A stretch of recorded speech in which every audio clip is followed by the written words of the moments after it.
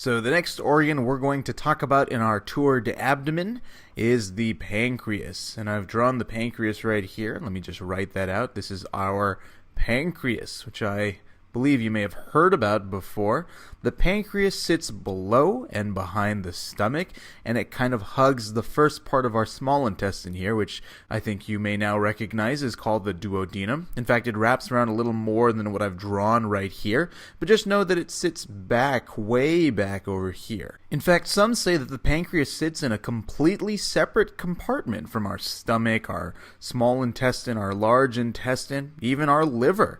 It sits not in the peritoneum. The peritoneum is where the rest of our guts sit. The peritoneum is just a fancy word for the abdomen. So our stomach sits in our peritoneum, our liver sits in our peritoneum, the small intestine, the large intestine, all these guys sit in our peritoneum. But our pancreas is different because it sits in the retroperitoneum. And when we say retroperitoneum, that means it sits in the back of the abdomen. Now, it's not there alone. A lot of our big vessels that run through the abdomen are also there. The abdominal aorta, the inferior vena cava, these things you may have heard of elsewhere. But it sits in this very different compartment. And in fact, to medical professionals, the pancreas is actually a force to be reckoned with for a couple of reasons. First of all, it releases a bunch of powerful enzymes that we're going to talk about in a minute. And these powerful enzymes can digest a whole bunch of our macromolecules, things that we eat, but also the things that line our cell membranes or make up other parts of our body, not just in the retroperitoneum, but in the peritoneum, the thorax, everywhere else in our body. So it releases powerful enzymes. And two, the pancreas is a little strange in that it's unencapsulated, which is different from other organs like the liver. The liver's got the liver capsule, the kidney is covered by its own capsule, but the pancreas is essentially just a slurry of cells that's hanging somehow in the retroperitoneum. And that makes it a little difficult, especially for surgeons that have to operate nearby. You don't want to mess with the pancreas because it's got all these powerful enzymes that could cause a lot of damage around it if they were released. No wonder then the pancreas has sort of earned itself a special nickname.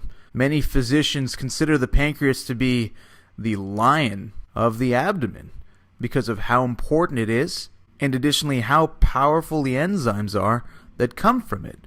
So just like the lion in the jungle, you don't want to mess with the pancreas. So let's take a few minutes then and talk about what makes the pancreas so special. Physiologically, the pancreas releases two types of things, or has two main components to it. One, there's the exocrine pancreas. And the idea behind the exocrine pancreas is that it takes salts and, I'll write it down here, enzymes, so these powerful enzymes I talked about earlier. It takes these salts and enzymes and releases them in the duodenum or the duodenum. And I think you remember where that is. That's the first part of the small intestine right after the stomach.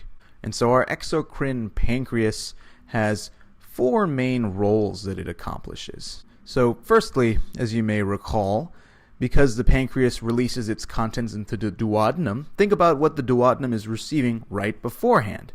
Well, as we talked about in the video on the stomach, we're getting a whole bunch of chyme that's been digested by gastric acid or hydrochloric acid. And so we'll need something to neutralize all that acid. And so the exocrine pancreas will release bicarbonate.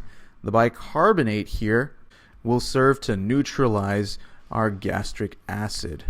So we will neutralize the pH, or the very low pH that we're receiving from the stomach in the form of gastric acid. And remember again, the gastric acid is hydrochloric acid. Next, as we move on, we'll talk about some of those powerful enzymes that we discussed earlier. One of them that we've briefly mentioned when we were talking about the mouth is amylase. And if you recall, amylase is responsible for the breakdown of starch. And if you remember, starch is just a whole bunch of carbohydrates stacked upon one another. And we break down starch into our smaller carbohydrates. So I'll just write smaller carbs for right now. So that'll include things like those glucose monomers or even disaccharides. And then another enzyme that we also release from the exocrine pancreas into the duodenum is something called lipase. And lipase should be another throwback to the mouth because its name suggests that it breaks down lipids. So specifically, it'll take triglycerides, which I can draw here. So here's a triglyceride right there. And you've got these fatty acid chains that are coming off the glycerol head. It'll take triglycerides and it'll break them down into free fatty acids. And so those will look like this. So that's the acid part, and here's the fatty acid part, as well as things like monoglycerides. And monoglycerides look like this, and we're calling them mono because they've only got one fatty acid chain on them. We can also have diglycerides, which I think you might be able to guess what these guys look like. If I draw them out like here, diglycerides are going to have two fatty acid chains on them. There you go. And then it also will release glycerol. And glycerol is what happens when you get rid of all your fatty acid chains. And so you'll have some of these guys, and they're all OHs right here. So that's what your lipase will do, and it's similar to the lingual lipase that you had in your mouth. But in the mouth, it was mainly for taste when you digested your triglyceride. In the duodenum, this enzyme works to break down triglycerides in a greater manner.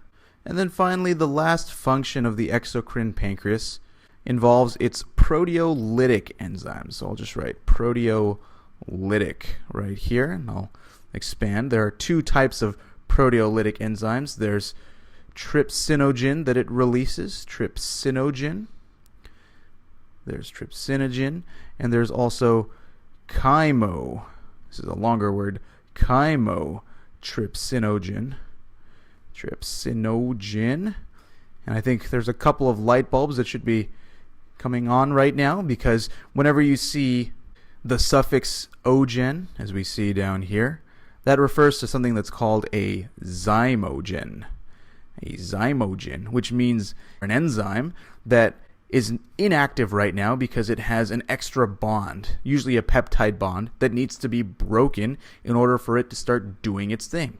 So trypsinogen is the inactive form of trypsin, just like how chymotrypsinogen is the inactive form of chymotrypsin. And these guys need to be activated.